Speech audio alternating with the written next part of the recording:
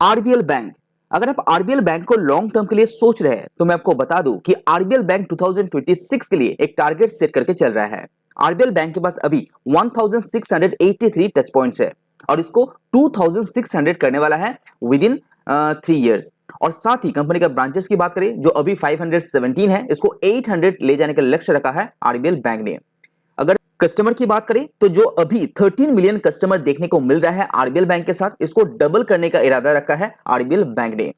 साथ ही अगर ग्रोथ की बात करें तो एडवांसेस एंड डिपॉजिट के अंदर 20% का सीएजीआर ग्रोथ आप एक्सपेक्ट कर सकते हैं 2026 तक। तो क्या आपके पास आरबीएल बैंक का शेयर है? क्या आप नए निवेश करने के बारे में सोच रहे हैं? तो प्लीज वीडियो को अच्छी तरह से देख लीजिए। कंपनी का क्वार्टर 4 का रिजल्ट आ चुका है और कंपनी का क्वार्टर 4 का रिजल्ट जो है बहुत ही अच्छा आया है। तो चलिए जानते हैं कि आरबीएल बैंक का लोन ग्रोथ कैसा रहा, एनपीए का कितना प्रेशर है, क्वार्टर 4 का रिजल्ट किस तरह से आया है, एसेट क्वालिटी इंप्रूव हुआ है नहीं, कितना कस्टमर नया जुड़ा है, फ्यूचर ग्रोथ कैसे दिखाई दे रहे हैं। अगर आपको डिटेल्स में आरबीएल बैंक का लोन बुक एंड एनपीए को जानना है तो प्लीज चैनल को सब्सक्राइब कीजिए, क्योंकि फ्यूचर में RBL bank related video post करता रहूंगा। तो चलिए शुरू करते हैं आज का वीडियो।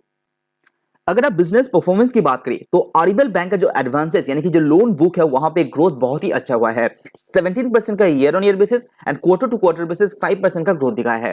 अगर आप रिटेल कैटेगरी की बात करें तो वहां पे 21% year on year basis and 8% quarter to quarter basis growth दिखा चुके हैं।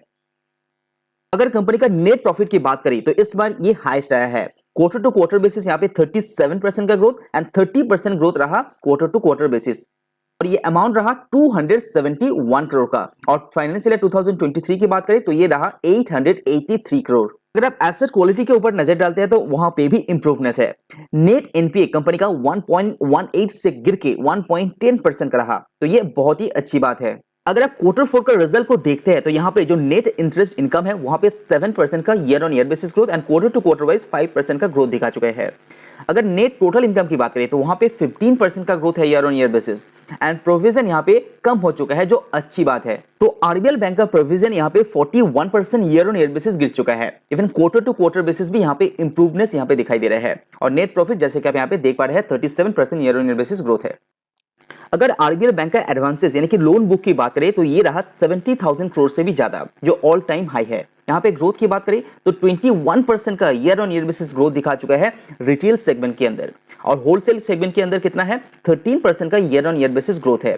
तो अभी कंपनी के पास जो रिटेल सेगमेंट का लोन बुक है वो बहुत ज्यादा है कंपेयर टू होलसेल। अगर इसको अमाउंट वाइज देखते हैं तो 37,000 करोड़ बांटा है रिटेल के अंदर और 32,000 करोड़ बांटा है होलसेल कैटेगरी के अंदर। तो अभी आरबीएल बैंक अपना 54% पैसा रिटेल सेगमेंट के अंदर लोन देते हैं एंड 46% पैसा होलसेल के अंदर देते हैं। अगर आप ग्रोथ की बात करें तो बिजनेस लोन के अंदर यहाँ पे थोड़ा सा डी ग्रोथ आया है यहाँ पे, लेकिन कंपनी का जो हाउसिंग लोन है, माइक्रो फाइनेंस है, स्पेशली रूरल व्हीकल फाइनेंस है, यहाँ पे बहुत ही तेजी से ग्रो हो रहा है। और पर्टिकुलरली रूरल व्हीकल फाइनेंस को लेके कंपनी बहुत ज्यादा पॉजिटिव, यहाँ पे ग्रोथ और भी तेजी से हो सकता है, ऐसा बैंक का कहना है। कंपनी का जो मेन लोन है यहाँ पे वो है क्रेडिट कार्ड का लोन, जहां पे 24% का ग्रोथ दिखा चुका है। तो ये अच्छी बात है आरबीएल बैंक के लिए। अगर आरबीएल बैंक का ब्रांचेस की बात करें, जहां पे मार्च 2022 में 386 ब्रांचेस हुआ करता था, उसको धीरे धीरे इंक्रीज करके 517 में लेके आया है। हालांकि पिछले एक साल में ब्रांचेस के अंदर उतना इंक्रीजनेस नहीं दिखाई दे रहा है, लेकिन ये जो ग्रोथ है ये जारी है।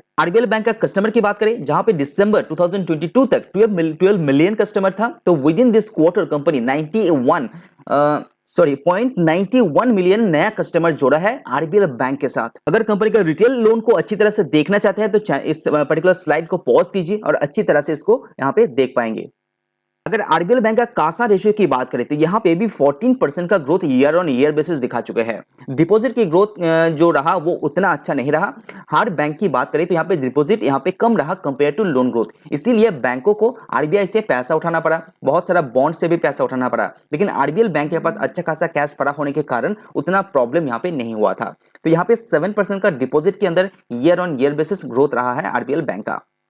Subscribe now and press the bell icon. तो चलिए अभी थोड़ा सा आरबीएल बैंक का जो एनपीए है उसके ऊपर नजर डालते हैं। अगर क्वार्टर टू क्वार्टर कंपेयर करते हैं तो ग्रॉस एनपीए के अंदर सुधार है, जो 3.61% था वो गिर के 3.37% में आ चुका है।